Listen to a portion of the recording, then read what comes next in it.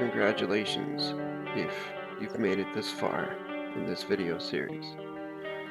Now you could be viewing this section as a video unto itself, or you may be viewing it as the third part of a long-form video, but whichever the case may be, welcome.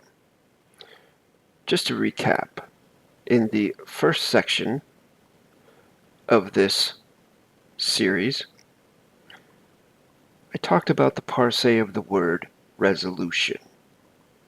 I showed and gave closure to how there is at least one, if not possibly two particles of negation in that word, why it's no contract, and why no one can really seem to hold to or adhere to a resolution.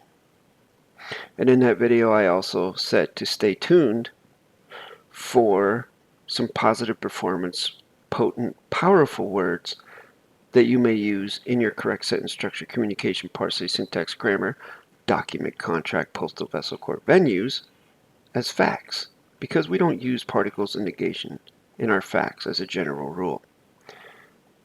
This is the video where I'm going to share those with you.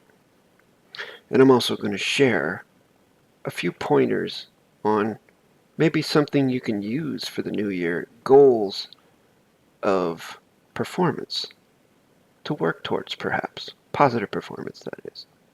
Okay, then in the second video, I went into detail on the psychology of why 99% of the folks on planet Earth can't seem to hold or adhere to their New Year's resolution, and they end up breaking it.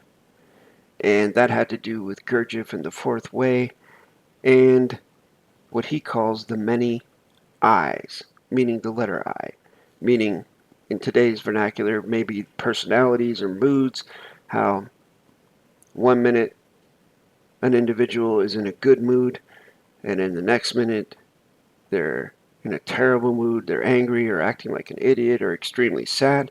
It all has to do with the fact that they are controlled entirely by external circumstances. They have no control over themselves, no self-control whatsoever. They're like a pinball inside a pinball machine being slapped around by external stimuli. And in the fourth way, the goal is to bring home the master, bring home the absolute I. And in correct sentence structure, this could be likened to 1 and 1 is 1. Instead of having multiple meanings for a word, or multiple moods, or multiple personalities, or multiple I's, you have one singular I with a singular volition, a singular aim. That's the goal. But 99% of mankind, humankind, whatever you want to call it, does not possess this. There's a very small percentage of folks who do. Just like there's a very small percentage of folks who actually have 100% closure on this grammar. The 1% of the 1% of the 1%. So again, this is the third part, and in this part I'm going to gift to you some positive performance words and their finite means that you can perhaps use in your own construct, and then also some suggestions for aims or goals of behavior for 2025. Thanks for joining me. Let's get started. The first positive performance term I will offer to you, i.e. tender to you, would be the word commitment. And the finite mean for commitment that I give it in my dictionary is, for the commitment of this finite mean is with this claim of the contract, with the duty of the transmission, broadcast, and of the performance, with the messages, terms, and with the conditions of the contract, with these fate writ conveyances by these contract parties. So in other words, in my construct, if there's to be a commitment, then there must also be a fate writ volition claim involved, where everyone makes their volition very, very clear. And so I'll just read that backwards real quick. For these contract parties of these fate-writ conveyances are, with the contract, of the conditions, terms, and of the messages, with the performance, broadcast, and with the transmission of the duty, with the contract of this claim, with this finite mean, by the commitment. So that's one you can use with others, because as you can see, the particle COM is in there, or CO, which means together. Another one you can use is for the covenant of this finite mean, is with this claim of a pledge and honor claim with the terms of a contract with the certification by the contract parties. And then backwards, that would be for the contract parties of the certification are with a contract of the terms with a pledge and honor claim of this claim with this finite mean by the covenant. So that's a little different than a commitment. It's it's more specific, perhaps, but I'll leave it to you as to how you differentiate the two. This is all part of correct sentence structure studies, and I'll leave you to it. The next term I offer to you is oath. For the oath of this finite mean is with this claim of the commitment, with the facts of the statement, with the state of the mind, with the claim of the vessel, state, person, with this conveyance of the facts, with the certification by the contract party. And then backwards, for the contract party of the certification is with the facts of this conveyance, with the vessel, state, person of the claim, with the mind of the state, with the statement of the facts, with the commitment of this claim, with this finite mean by the oath. So an oath is a commitment, which I've already given closure to, but you're committed to the facts of a statement with the state of your mind, with the vessel, state, person. Now the difference between the mind and the vessel, state, person is the mind is basically the steward or the captain of the vessel, state, person. Get it? And we're conveying facts and we're certifying them, and we are a contract party because oath is a part of a contract, as is everything. Everything is contract. The next term I offer to you is volition. For the volition of this finite mean is with this claim of this knowledge, with this œTI, and with this performance by this author. Backwards, for this author of this performance and of this œTI is with this knowledge of this claim, with this finite mean by the volition. So œTI, ladies and gentlemen, is another word for use or usury. As you know, a vowel in front of a consonant at the beginning of a word is a particle of negation. It means no. So if you see anyone trying to write their version of correct sentence structure and you see a vowel in front of a consonant at the beginning of their word and it is incorrectly articulated, it's null and void.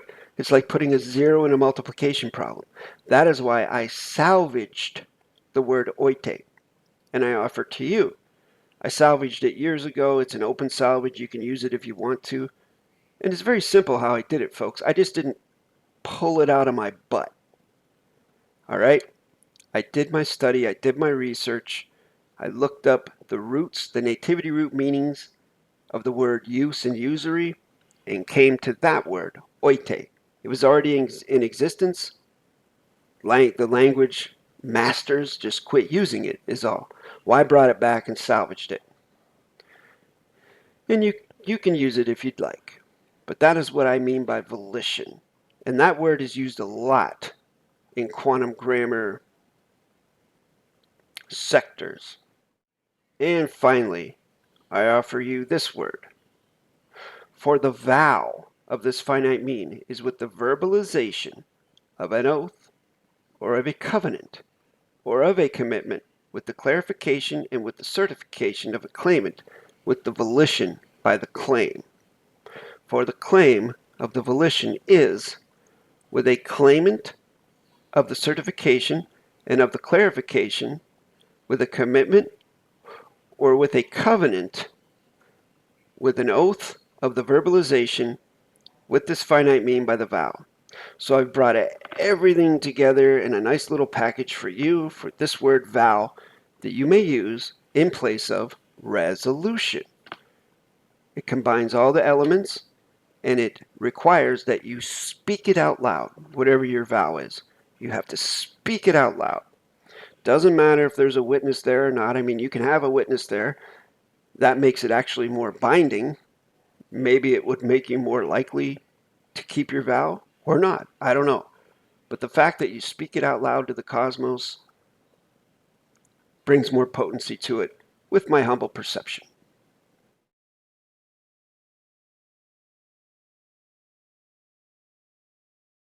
Here are some suggestions for aims or goals of behavior that I actually brought forth from the Indians or Native Americans or First Nations.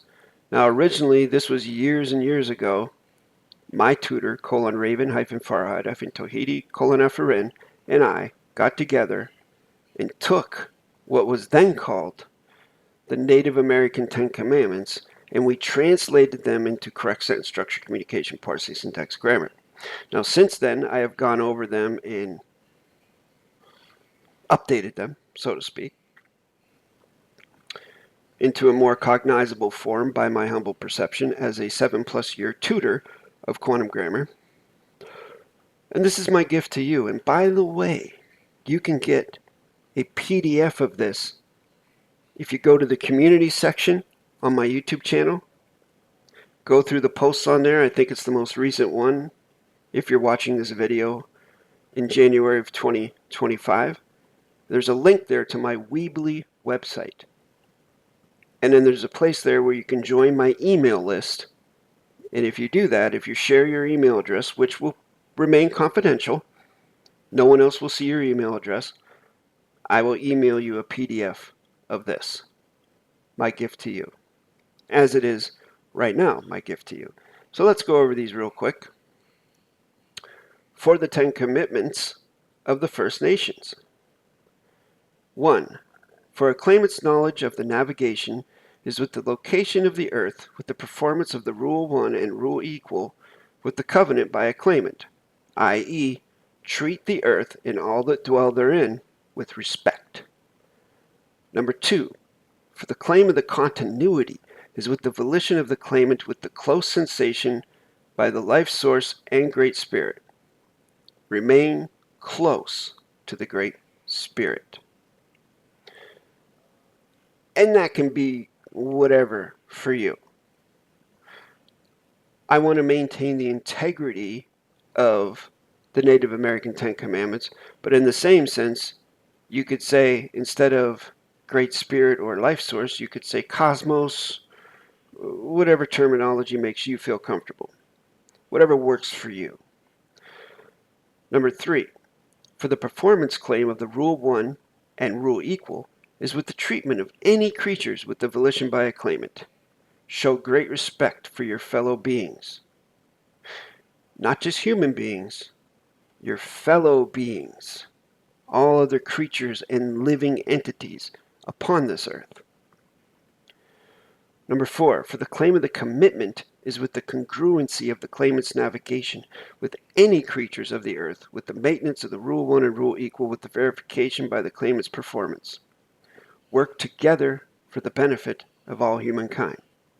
Now, I know that's a tough one, and there are terms and conditions there, but I think, humbly speaking, that should be and is an honorable and graceful goal. Number 5, for the claim of a claimant's magnanimity and of the aid is with the direction of the performance with the terminal of any creatures with the commitment by a claimant. And that simply means give assistance and kindness wherever needed. As one of my favorite video game streamers, Omar Alaf, once said, if someone asks for help or needs something, give them what you can, because when you give with an open hand, that means your hand remains open to receive. But if you give like this, You can't get anything back. Number 6, for the claim of the performance is with the method of the correctness, with the knowledge by a claimant. Do what you know to be right, i.e. correct. Number 7, for the maintenance claim of the wholesomeness and of the gentleness is with the stewardship of the psyche and of the vessel, with the volition and with the commitment by a claimant, i.e. look after the well-being of your mind and your body. Number 8, for the claimant's performance of the direction claim is with the gain of the earth, with the totality of the matter, with the volition and with the commitment by a claimant, meaning dedicate a share of your efforts to the greater good. Yes, we know everybody's got to look out for number 1, but give a little bit to the greater good.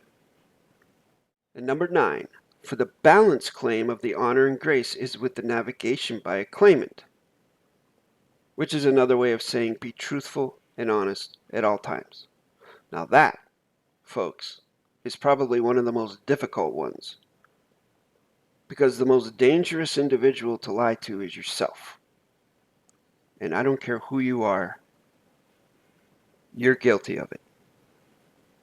Keep that in mind. That's not a bad thing. It's only a bad thing if you don't notice it and don't take steps to correct it, make efforts towards not doing that anymore. And then once you can do that, everything else falls into place, and the way you deal with other contract parties will become easy peasy lemon squeezy. And finally, number 10, for the claim of the navigations and of the performances is with the full accountability by a claimant, which simply means take full responsibility, accountability for your actions. Try not to be one of these victims that, oh, everything bad always happens to me. Oh, why are these bad things always happening? If this person wouldn't have done this, then this wouldn't have happened. Why'd this person screw me over? It's their fault I'm in this position. No. If someone screws you over, it's your fault. Take accountability. Make better choices. Look closer at things. Don't half-ass it. Easy, right?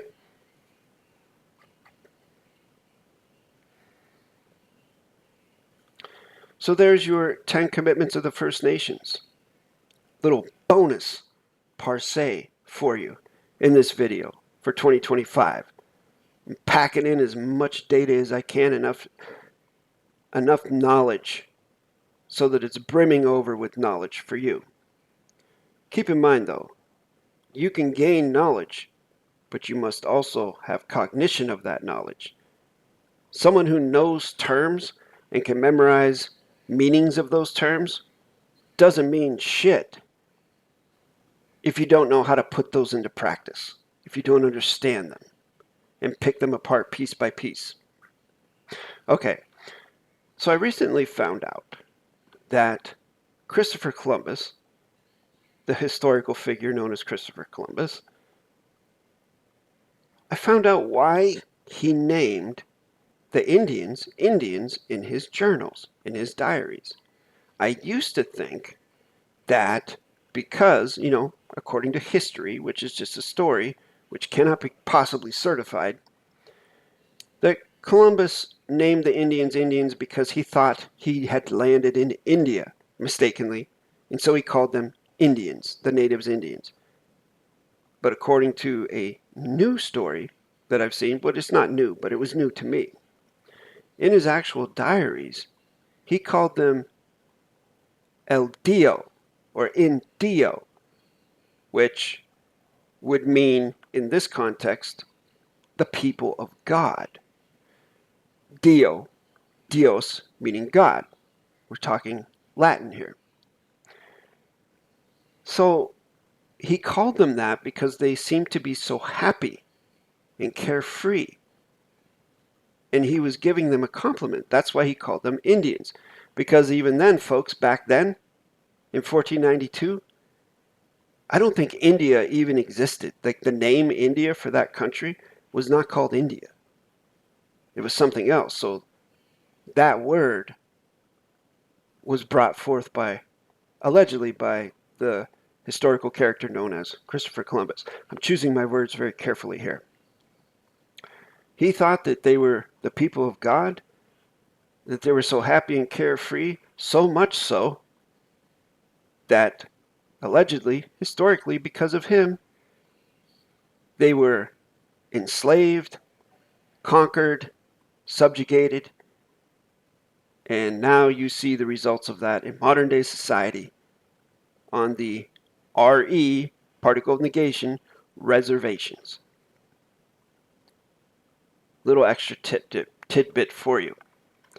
Thank you very much for joining me. I hope you enjoyed this third section, three-part series, or if you're watching the long form, I'm glad you made it through the long form. Stay tuned here for information on how you can take correct sentence structure, communication, PARSE, syntax, grammar workshops from yours truly. Much gratitude.